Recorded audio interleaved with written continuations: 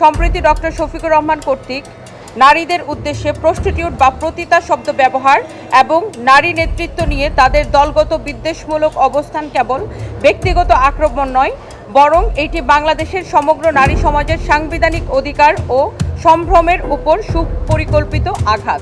নারী সম্মান ও সাংবিধানিক অধিকার কোনো রাজনৈতিক আপোষের বিষয় হতে পারে না। এমত অবস্থায় আমরা নিম্নোক্ত দাবিগুলো উত্থাপন করছি: নিবন্ধন বাতিল ও পর্যালোচনা। সংবিধান ও আরপিওর শর্ত লঙ্ঘনের দায়ে বাংলাদেশ জামাতে ইসলামীর রাজনৈতিক নিবন্ধন বাতিলের বিষয়টি খতিয়ে দেখে দ্রুত আইনি ব্যবস্থা গ্রহণ করা। রুবায়েত ফাতেমা তনি দেশের অন্যতম নারী উদ্যোক্তা। জানা গেছে, কোনো এক বক্তব্যে এই নারী উদ্যোক্তাকে পতিতা এবং আরও অকথ্য ভাষায় গালি দিয়েছেন জামায়াতের আমির ডক্টর শফিকুর রহমান। এই বিষয়টি নিয়ে তনি প্রথমে পরিমণি ও আরও কিছু ফেমিনিস্টের সাথে লাইভ করেন। তারপরেই তারা সিদ্ধান্ত নেয় জামায়াত ইসলামের বিরুদ্ধে এই আন্দোলনে নামার। তুমি এই যে জামাতের ভয়ে যে মাথায় কাপড় দিচ্ছে সেটা আগে নামাও, বুঝছো? এইরকম চলবে না মেঘনা। এগুলা কি হয়? জামাতের যদি কমফোর্টেবল লাগে না অবশ্যই। ভাই আমি জানতে বিশ্বাস করো, আমার একটা হিজাব আছে সুন্দর করে, আমার অনেকগুলো বোরকা আছে, আমি বোরকাটা পরে বাইরে যাই। আমি যখনই পাবলিক প্লেসে যাই নিজের মতো করে আমি সুন্দর করে। তনির এই কথাগুলোর উত্তর দিতে সাথে সাথে ক্যামেরার সামনে হাজির হন ডক্টর শফিকুর রহমান। রক্তঝরা কণ্ঠে তিনি বলেন, চতুর্দিকে সমালোচনার ঝড়। হায় হায়, কি বলল জামাতের আমির সাহেব! মায়েকে রানীর মর্যাদায় প্রতিষ্ঠিত করা হবে ইনশাআল্লাহ। কার গায়ে জ্বললো আর কার গায়ে জ্বললো না এটা দেখার সময় আমাদের নেই। এ বিষয়ে আরও কিছু কথা বলেছেন জামায়াতের আমির ডক্টর শফিকুর রহমান। মার হক নষ্ট হবে না, স্ত্রীর হক নষ্ট হবে না, সকল হক ইনশাআল্লাহ তোমার পুরুষ উচিত ভূমিকার কারণে প্রতিষ্ঠিত হবে এই পরিবারে ইনশাআল্লাহ। আমি সম্প্রতি গিয়েছিলাম আমেরিকা সফরে। সেখানে নিউ ইয়র্কে একটা বক্তব্য রাখতে গিয়ে আমি বলেছিলাম, জামাতে ইসলামী যদি দেশ পরিচালনার সুযোগ পায়, কর্মজীবী মহিলাদের কর্মঘণ্টা 3 ঘন্টা কমিয়ে 5 ঘন্টা করা হবে। আরে যাই বলছি, বাংলাদেশের বঙ্গোপসাগরে জোয়ার শুরু হয়ে গেছে, চতুর্দিকে সমালোচনার ঝড়। হায় হায়, কি বলল জামাতের আমির সাহেব! এখন তো আর মহিলারা কোনো কাজই পাবে না। যারা বিভিন্ন কাজে নিয়োগ করবে তারা বলবে, বাবা আমার এই 5 ঘন্টা দিয়ে 8 ঘন্টার বেতন দিয়ে আমার তো পোষাবে না, আমার দরকার নাই মহিলা কর্মজীবী, মহিলা কর্মকর্তা আমার প্রয়োজন নেই। কারণ মালিক টাকা খাবে কেন? আরেক দল বলতেছে, যাও মহিলারা একটু রুজি রোজগার করতো, রাস্তাটা দিলেন আপনি বন্ধ করে।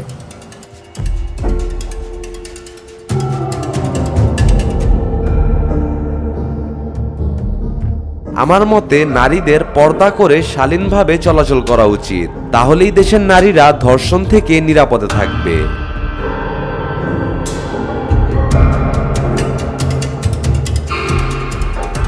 ভাই, একদিনে সব কথা বলা যায় না।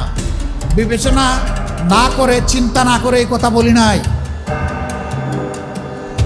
আপনি কি আরেকটা মিটিংয়ে একজন প্রশ্ন করছে ভার্জিনিয়ায়, যে আপনি বলেছেন মহিলাদের কর্মঘণ্টা কমিয়ে দেবেন, এটা কি বৈষম্য না? আমরা করব 8 ঘন্টা, তারা করবে 5 ঘন্টা। আমি বললাম অবশ্যই বৈষম্য। আসেন দেখি আর কোনো বৈষম্য আছে কিনা। পুরুষরা বাম দিকে বসেছে, মহিলারা ডান দিকে বসেছে। পুরুষদেরকে বললাম, বোনরা আপনারা শুনবেন না এই প্রশ্ন। পুরুষদেরকে বললাম যে আগামী 1 বছরের ভিতরে পেটে বাচ্চা নেবেন এবং 2-1 জন পুরুষ থাকলে হাত তুলেন।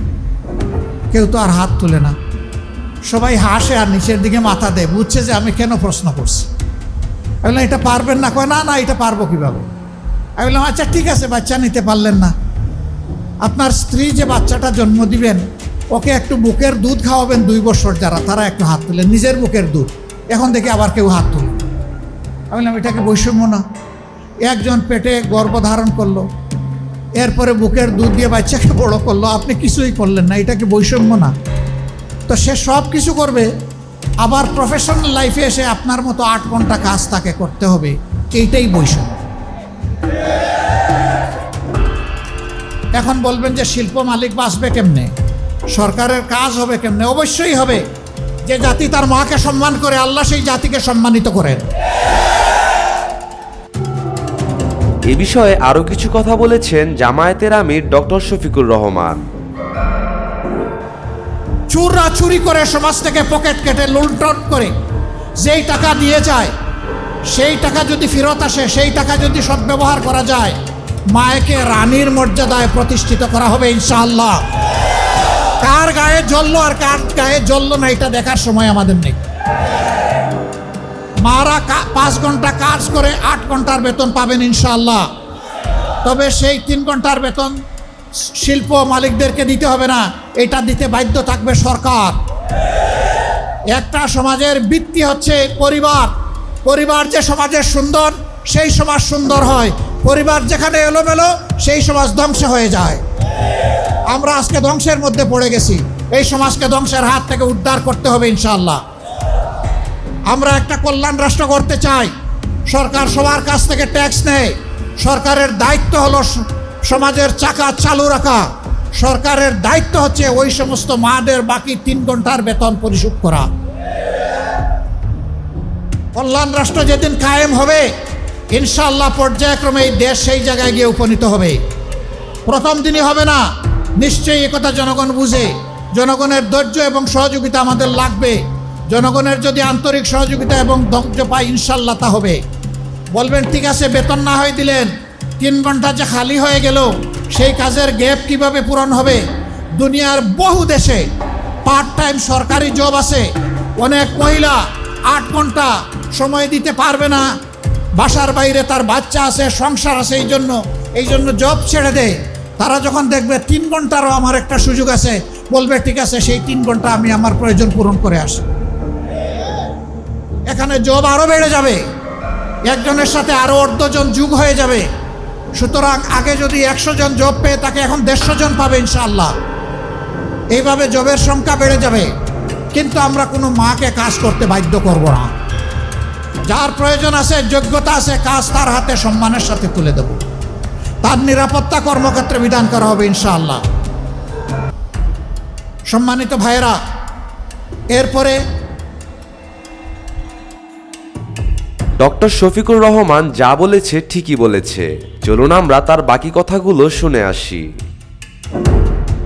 যদি কোনো শিল্প, কোনো ইন্ডাস্ট্রি মহিলাদেরকে কাজে নিতে না চায়, সরকার নীতিমালা করে দেবে যে এতটুকু নিতে হবে। কেউ যদি না আসে, পুরুষ দিয়ে পূরণ করেন, অসুবিধা নেই। আবার মহিলাদের মাঝে, নারীদের মাঝে কেউ যদি বলেন যে আমি 8 ঘন্টা কাজ করেই 8 ঘন্টার বেতন নিতে চাই, তাকে সম্মানিত করা হবে বাড়তি ইনশাআল্লাহ। তিনি যে সম্মানটা দেখালেন রাষ্ট্রকে, এই জন্য তাকে সম্মানিত করা হবে। সম্মানিত করার বহু রাস্তা খোলা আছে। কাউকে বাধ্য করা হবে না, কাজ করতেও কাউকে বাধ্য করা হবে না, কাজ থেকে বিরত থাকতেও বাধ্য করা হবে না। এটা থাকবে অপশনাল চয়েস, অল্টারনেট চয়েস। এমন হলে কার অসুবিধা?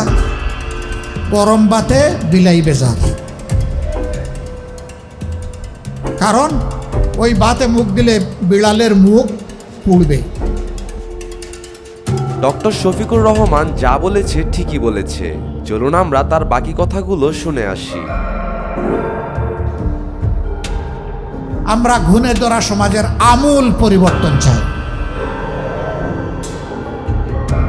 একটা ঝাঁকুনি দিয়ে সমস্ত ময়লা আমরা ঝরাই দিতে চাই ইনশাআল্লাহ, বিইজনিল্লাহ। আমরা পারবো না, আল্লাহ যদি আমাদেরকে তৌফিক দেন, ইনশাআল্লাহ আপনাদেরকে সাথে নিয়ে আমরা পারবো। আজকে মায়েদের ব্যাপারে এই কথা বলার আমার উদ্দেশ্য ছিল। আপনারা কি খুব কষ্ট পেয়েছেন? এখন বলবেন আমাদের থাকলোটাকে গেল তো, সব গেল, সব তো উনাদেরকে দিয়ে দিলেন। যেই স্বামী তার স্ত্রীকে রানীর আসনে প্রতিষ্ঠিত করে, সেই স্বামী রাজা হয়। আর যেই স্বামী তার স্ত্রীকে অপমান করে, সেই স্বামী কামলা হয়। আপনারা রাজা হতে চান না কামলা হতে চান? 2 নম্বর, ওই স্ত্রী যিনি মর্যাদা পাবেন, সম্মানিত হবেন, তিনি চিন্তা করবেন আমার যে স্বামী আমাকে এতটা সম্মান দিয়েছে, আমারও দায়িত্ব আছে তাকে সম্মান দেওয়া। সুতরাং এই সংসার শুধু ভালোবাসার হবে না, এই সংসার সম্মানে সম্মানে ভরে যাবে ইনশাআল্লাহ। আমরা সেই পরিবার, সেই সম্মান গঠন করতে চাই। আজকে কি হয়েছে, ওই সম্মান, ওই মর্যাদা, ওই ভালোবাসা না থাকার কারণে সন্তানরা বিপদগামী হয়। পুলিশ অফিসারের মেয়ের হাতে অফিসার নিজে এবং তার স্ত্রী টুকরা টুকরা হয়। যেই পুলিশ অফিসার সমাজের নিরাপত্তা বিধান করবেন, দুঃখজনকভাবে তাকে সেই পরিণতি বহন করতে হয়। এটা কি জন্যে? ওই মেয়ের শিক্ষার অভাব ছিল না, ওই মেয়ের সুশিক্ষার অভাব ছিল। আমরা মায়েদের এই মর্যাদা প্রতিষ্ঠিত করব, সমাজের প্রত্যেকটি শিশুকে সুশিক্ষিত করে ইনশাআল্লাহ।